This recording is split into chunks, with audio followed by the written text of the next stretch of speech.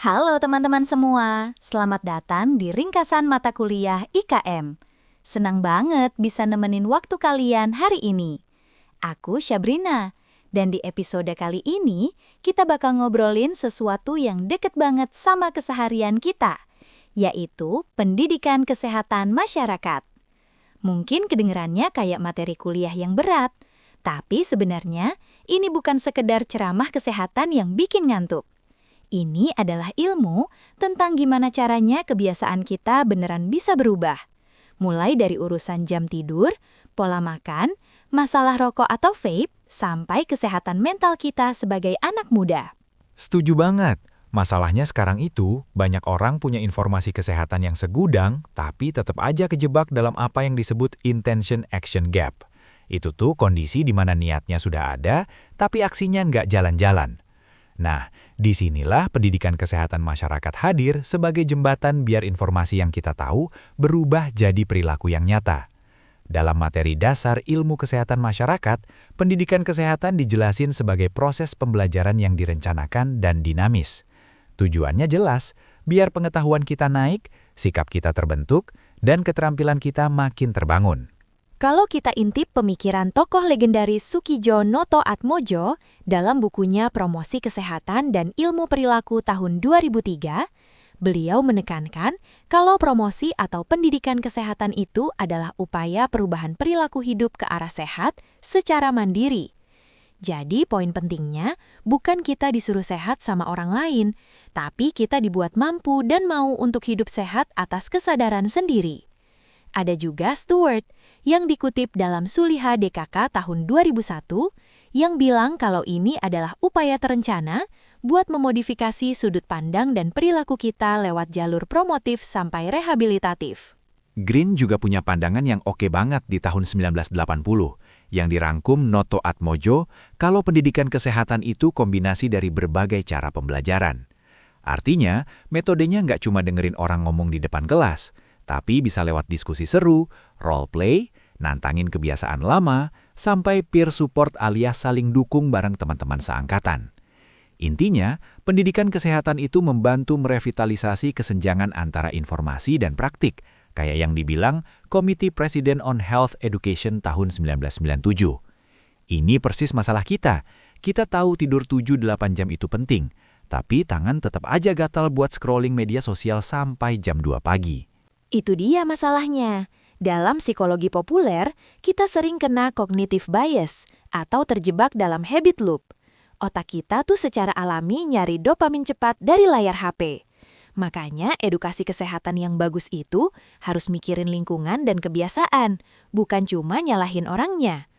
Nah, biar kita paham kenapa kita susah berubah, ada model yang sering banget dipakai namanya Health Belief Model atau HBM.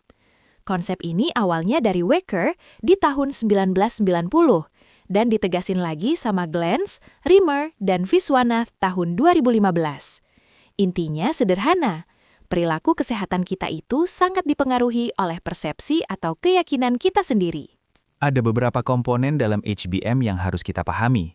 Pertama, persepsi kerentanan atau merasa gue bisa kena dampaknya. Kedua, persepsi keseriusan, yaitu ngerasa kalau masalah ini nggak sepele. Terus yang ketiga, percaya kalau ada manfaat nyata kalau kita berubah. Keempat, kita harus sadar hambatannya apa. Dan terakhir, harus ada pemicu buat kita bertindak. Contoh realnya soal vape atau rokok. Kalau kita mikir, gua masih muda, paru-paru masih kuat, berarti persepsi kerentanan kita rendah. Makanya, edukasi yang cuma nakut-nakutin soal kematian biasanya mental buat anak muda. Benar, edukasi bakal lebih masuk kalau kita ngerasa dampaknya dikit sama kita. Misalnya, gara-gara kebanyakan vape, stamina gue turun pas main futsal. Atau, nafas jadi pendek dan duit jajan habis cuma buat beli liquid. Pas kita udah sadar kalau ini serius dan relevan, baru deh kita desain langkah kecil biar self-efficacy atau rasa percaya diri kita buat berubah itu naik. Misalnya, nggak usah langsung berhenti total kalau emang berat, tapi targetin kurangi sekali sehari dulu. Cari pengganti kebiasaan, dan cari teman yang bisa diajak barengan buat hidup lebih sehat. Jadi, kalau teman-teman lagi bikin proyek di sekolah, di UKS, atau tugas kampus, jangan cuma berhenti dibikin poster aja ya. Poster itu cuma alat. Prosesnya harus ada interaksi. Tanya apa yang mereka butuhin. Bikin pesan yang benar-benar relate sama kehidupan mereka. Latih keterampilannya dan jangan lupa di follow up. Ingat, pendidikan kesehatan itu sering dibilang nggak kelihatan hasilnya di awal, karena ini adalah investasi perilaku jangka panjang. Beda sama minum obat demam yang efeknya langsung kerasa besoknya. Kalau kita mau menerapkan di kehidupan nyata, ambil contoh paket edukasi tidur waras 7 jam. Pakai pendekatan HBM tadi, pertama kita bahas kerentanannya.